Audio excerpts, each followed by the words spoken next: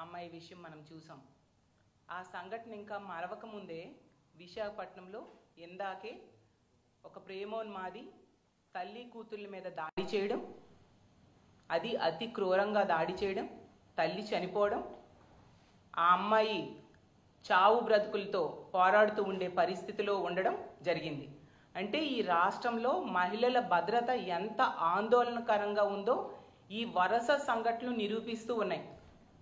రోజుకి 70కి పైగా మహిళల మీద దాడులు, అత్యాచారాలు, హత్యలు కేసులు నమోదవుతున్నాయి. గంటకి 3-4 సంఘటనలు మహిళల మీద ఇలాంటి సంఘటనలు జరుగుతూ ఉండే పరిస్థితి ఈ కూటమి ప్రభుత్వం అధికారంలోకి వచ్చాక ఈ రాష్ట్రంలో మనకు కనిపిస్తూ ఉంది. అది ప్రభుత్వమే తమ లెక్కలను చెప్తూ ఉందంటే అన్అఫీషియల్గా ఇంకెన్ని ఇలాంటి సంఘటనలు జరుగుతున్నాయో మనం అర్థం చేసుకోవచ్చు. ఇంత క్రూరంగా వాళ్ళిద్దరి మీద దాడి చేశాడు అంటే ఇలాంటి దుర్మార్గులకి ఇంత ధైర్యం ఎక్కడి నుంచి వచ్చింది? ప్రభుత్వం తాలూకా ఉదాసీనత, ప్రభుత్వం తాలూకా నిర్లక్ష్యం.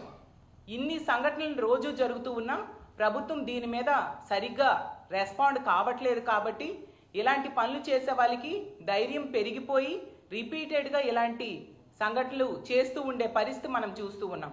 ఖచ్చితంగా ఈ విశాఖపట్నంలో జరిగిన సంఘటనలో వాళ్ళ మీద దాడి చేసిన వ్యక్తికి వెంటనే పట్టుకోవాలి, కఠినంగా శిక్షించాలి. తల్లిదండ్రులు, ఇంట్లో వాళ్ళు కోరుతూ ఉన్నారు బంధువులు ఉరిశిక్ష వేయాలని. అలాంటి కఠినమైన శిక్షలు వేయాల్సిన అవసరం ఉంది. అదే విశాఖపట్నంలో గతంలో నీరబ్ శర్మ అనే వ్యక్తి పెదగంటి అడ్లో ఒక అమ్మాయి మీద దాడి చేసి పారిపోతే ఈ రోజు కూడా పట్టుకోని పరిస్థితి. సాక్షాత్తు హోమ్ మినిస్టర్ నివాసం ఉంటున్న జిల్లా విశాఖపట్నం. అలాంటి దగ్గరే ఇన్ని సంఘటనలు జరుగుతున్నా కూడా ఎటువంటి చలనం కూడా ప్రభుత్వంలో కనిపించట్లేదు. ప్రభుత్వం తాలూకా ఉదాసీన వైఖరిని అలుసుగా తీసుకొని ఈరోజు ఇలాంటి సంఘటనలు రిపీట్ అవుతూ ఉండే పరిస్థితి మనకు కనిపిస్తూ ఉంది. హోమ్ మినిస్టర్ గారి సొంత జిల్లాలోనే ఇప్పటికీ 22 పోక్సో కేసులు నమోదయ్యాయి. బాలికల మీద, మైనర్ బాలికల మీద ఇలాంటి సంఘటనలు జరిగాయి అంటే ఎంత దురదృష్టకరం మనం అర్థం చేసుకోవచ్చు. ఇలా రాజమండ్రి విషయమే తీసుకుంటే ఇందాకే తల్లిదండ్రులు వచ్చి మా అధ్యక్షులైన జగన్మోహన్ రెడ్డి గారిని కలవడం జరిగింది. జగనన్న ఆ కుటుంబానికి మా పార్టీ అండగా ఉంటుందని చెప్పడం జరిగింది. ఆ కుటుంబానికి, ఆ పాపకి న్యాయం జరిగేంత వరకు కూడా సహాయ సహకారాలు అందిస్తాము, న్యాయ పోరాటానికి పూర్తి సహాయ సహకారాలు అందిస్తామని చెప్పి ఆ కుటుంబానికి ధైర్యం చెప్పడం జరిగింది. 10 రోజులు అవుతూ ఉంది రాజమండ్రి సంఘటన జరిగి. 23వ తేదీన జరిగింది. ఈ రోజు కూడా ముఖ్యమంత్రి గారు కానీ, మంత్రులు కానీ, డిప్యూటీ సీఎం గారు కానీ, హోమ్ మినిస్టర్ గారు కానీ అక్కడికి వెళ్ళి ఆ కుటుంబానికి ధైర్యం చెప్పడం, అండగా నిలబడడం చేయలేదు. కనీసం సీసీటీవీ ఫుటేజ్ కూడా ఈ రోజుకి తల్లిదండ్రులకి ఇవ్వని పరిస్థితి మనకు కనిపిస్తూ ఉంది. ఎంత నిర్లక్ష్యము ప్రభుత్వానిది అనేది క్లియర్గా అర్థమవుతూ ఉంది. అలాగే తీసుకుంటే ఇప్పుడు ఈ సంఘటన జరిగింది. ఇన్ని సంఘటనలో కూడా ప్రభుత్వం ఈ దిశ యాప్ను కనుక కొనసాగించుంటే ఇలాంటి సంఘటనలు జరిగేవా? కొన్ని శక్తి యాప్ అని దిశ యాప్కి పేరు మార్చి వీళ్ళు తీసుకొచ్చారు. గతంలో అదే దిశ యాప్కి వేటకారం చేసిన వ్యక్తులు ఈరోజు అదే దిశ యాప్ని పేరు మార్చి శక్తి యాప్ అని చెప్పారు. హోమ్ మినిస్టర్ గారు చెప్తూ ఉన్నారు శక్తి టీమ్స్ పనిచేస్తూ ఉన్నాయని. ఏవా శక్తి టీమ్స్? మరి ఎందుకు వరుస సంఘటనలు జరుగుతూ ఉన్నాయి? ఎంత నిర్లక్ష్యంగా వీళ్ళు ఉండడం సమంజసమా? ఈ రాష్ట్రంలో మహిళల భద్రత గాలిలో దీపంలా ఉండాల్సిందేనా? అడుగడుగునా చూస్తే ఎక్కడైనా నిందితులు, బాధితులు ఉంటారు. బాధితులకి ప్రభుత్వం అండగా నిలబడాలి, నిందితులకి కఠినంగా శిక్షించాలి. ఈ కూటమి ప్రభుత్వం అధికారంలోకి వచ్చాక మాత్రం నిందితులకు అండగా నిలబడుతుంది, బాధితులకి ఎటువంటి సహాయ సహకారాలు అందించని పరిస్థితి మనకు క్లియర్గా ప్రతి సంఘటనలో కూడా కనిపిస్తూ ఉంది. ఈరోజు తీసుకుంటే ఈ రాష్ట్రంలో ఆడపిల్లలు ఇంట్లో ఉన్న రక్షణ లేదు, బయటికి వెళ్ళిన రక్షణ లేదు, స్కూల్కి వెళ్ళిన రక్షణ లేదు, కాలేజ్కి వెళ్ళిన రక్షణ లేదు. ఇంత దారుణమైన సంఘటనలు వింటూ ఉంటే చాలా బాధాకరంగా ఉంది. ఈవెన్ ఉమ్మడి విశాఖపట్నం జిల్లాలో తీసుకుంటే ఆ రాంబిల్లిలో చూసాం.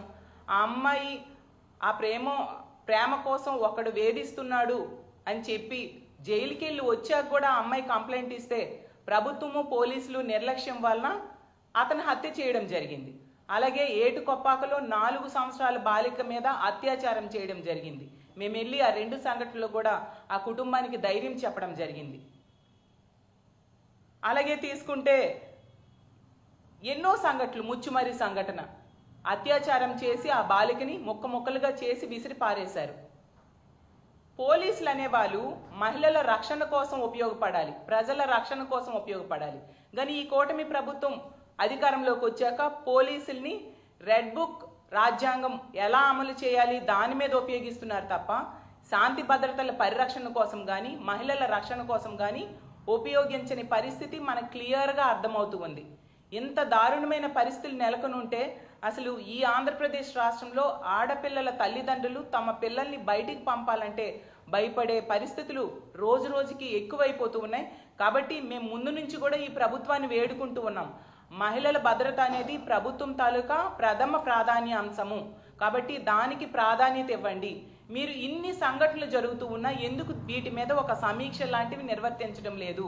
మహిళల రక్షణ కోసం ఎటువంటి చర్యలు తీసుకోవాలి అనే దాని మీద మీరు ఒక్క క్యాబినెట్ మీటింగ్లో అయినా ఒక సమీక్ష చేశారా అని నేను అడుగుతున్నాను. ఇప్పుడు రాజమండ్రి ఫార్మసీ అమ్మాయి ఇష్యూలో తీసుకుంటే 10 రోజులైనా కూడా ఆ ఇష్యూ మీద ఒక హోమ్ మినిస్టర్ గారు కనీసం సమీక్ష చేశారా?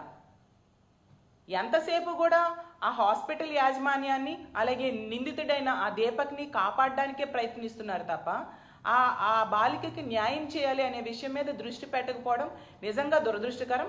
అలాగే ఈ విశాఖ సంఘటన తీసుకుంటే ఖచ్చితంగా ఆ పాపకి మెరుగైన వైద్యం అందించాలి. అలాగే నిందితుడికి కఠినమైన శిక్షలు పడాలి. ముందు పట్టుకోండి నిందితుడిని.